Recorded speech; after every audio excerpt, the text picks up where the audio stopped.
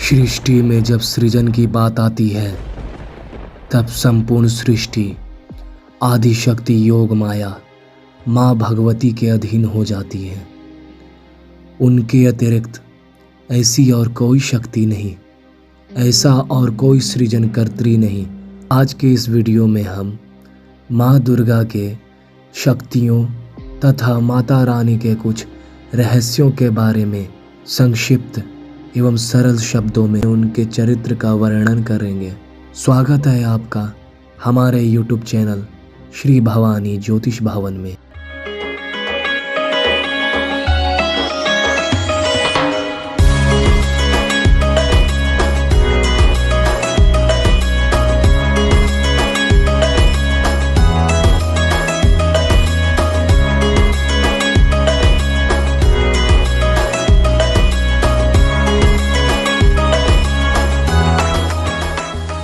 माता रानी कौन है?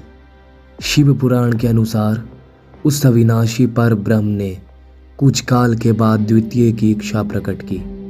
इसके भीतर एक से अनेक होने का संकल्प उदित हुआ।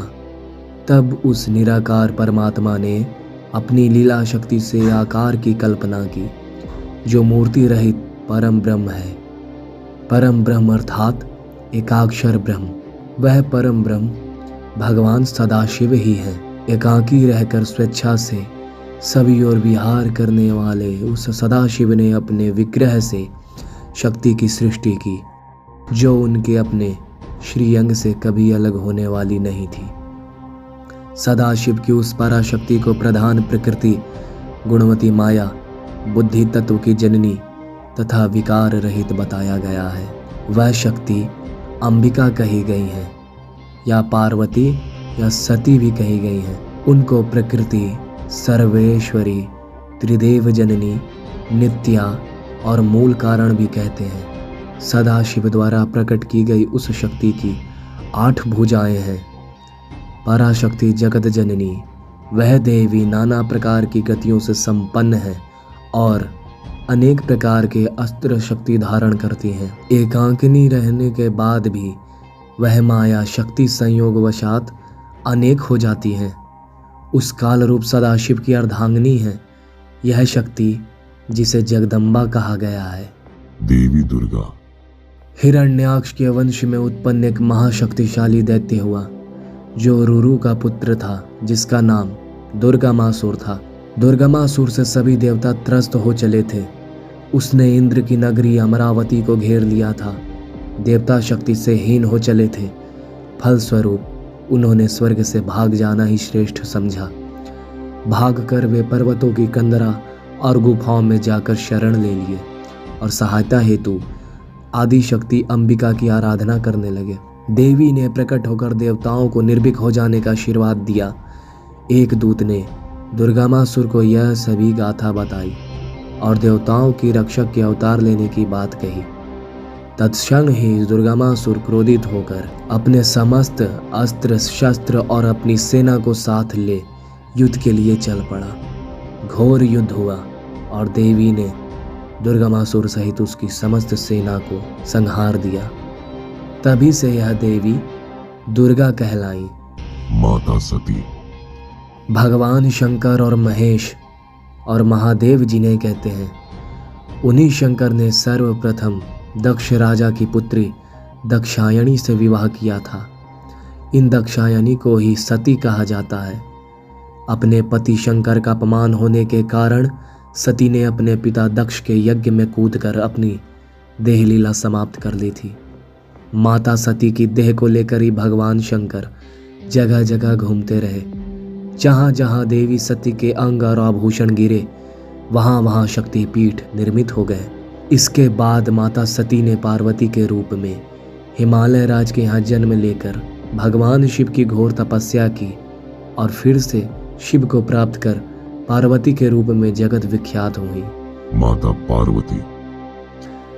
माता पार्वती शंकर की दूसरी पत्नी थी, जो पूर्व जन्म में ही सती थी। देवी पार्वती के पिता का नाम हिमवान और माता का नाम रानी मैनावती था। माता पार्वती को ही गौरी, महागौरी, पहाड़ों वाली और शेरावाली भी कहा जाता है। उनकी विख्याति नाना प्रकार के नामों से होती है। माता पार्वती को भी दुर्गा स्वरूपा माना गया है, लेकिन वे दुर्गा नहीं हैं। इन्हीं माता पार्वती के दो पुत्र प्रमुख रूप से माने गए हैं, जो है भगवान श्री विघ्नहर्ता गणेश और दूसरे श्री कार्तिकेय। कैटभा। पद्म पुराण के अनुसार देवासुर संग्राम में मधु और कैटभ नामक दोनों भाई हिरण्याक्ष की औरत थे। मार्कंडेय पुराण के अनुसार उमा ने कैटभ को मारा था, जिससे वे कैटभा कहलाई। दुर्गा सप्तशती के अनुसार अंबिका की शक्ति महामाया ने अपने योग बल से दोनों असुरों का वध कर दिया था। काली। पौराणिक मान्यता के अनुसार भगवान शिव की 4 पत्नियां थीं। पहली सती, जिसने यज्ञ में कूदकर अपनी देह त्याग दी थी। यही सती दूसरे जन्म में पार्वती बनकर आई। शिव की तीसरी एक और पत्नी थी, जिन्हें उमा कहा जाता था। देवी उमा को भूमि की देवी कहा गया है। उत्तराखंड में इनका एकमात्र मंदिर है। भगवान शिव की चौथी पत्नी माँ काली है। इन्होंने इस पृथ्वी पर भयानक दानवों का संहार किया था। काली माता ने ही असुर रक्त बीज का वध किया था। इन्हें 10 महाविद्याओं में से प्रमुख माना जाता है। काली भी देवी अम्बा की ही पुत्री थी। महिषासुरमर्दिनी। नवदुर्गा में से एक कात्यायन ऋषि की कन्या ने ही रंभासुर के पुत्र महिषासुर का वध किया था।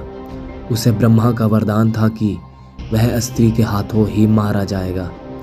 उसका वध करने के बाद माता महिषासुरमर्दिनी कहलाई।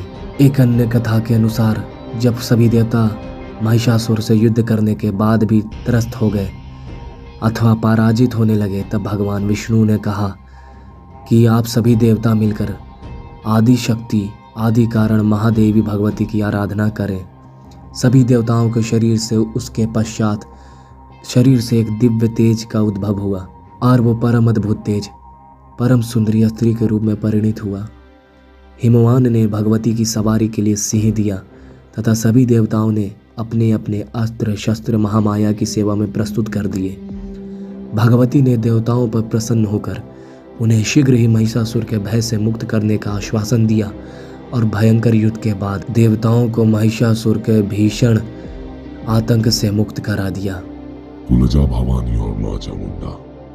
देश भर में कई जगह पर माता तुलजा भवानी और चामुंडा की पूजा का प्रचलन है। खासकर यह महाराष्ट्र में अधिक है। दरअसल माता अंबिका ही चंड और मुंड नामक असुरों का वध के कारण चामुंडा कहलाई थी। तुलजा भवानी माता को महिषासुरमर्दिनी भी कहा जाता है। महिषासुरमर्दिनी के बारे में हम अभी आपको तत्काल ही बता चुके हैं। 10 महाविद्याएं। 10 महाविद्याओं में से कुछ देवी अम्बा हैं, तो कुछ सती या पार्वती हैं, तो कुछ राजा दक्ष की अन्य पुत्रियां हैं। हालांकि सभी को माता काली से जोड़कर देखा जाता है। 10 महाविद्याएं कौन कौन हैं, इस विषय में हम पूर्व में ही एक विस्तार पूर्वक वीडियो बना चुके हैं। कृपया आप उस वीडियो को भी अवश्य देखें और अपने आध्यात्मिक ज्ञान के स्तर को और ऊंचाई पर ले जाएं। माँ दुर्गा के बारे में और भी कई ऐसी रोचक और रहस्यमयी बातें हैं जो हम आपको अगले वीडियो में बताएंगे। इस वीडियो का वो दूसरा भाग होगा। यदि आपको ये वीडियो में रुचि जगी, कुछ नया जानने को मिला, तो कृपया आप एक लाइक करके हमारे मनोबल को 10 गुना बढ़ाएं। आपका एक लाइक हमारे लिए प्रेरणा का स्रोत बन जाता है।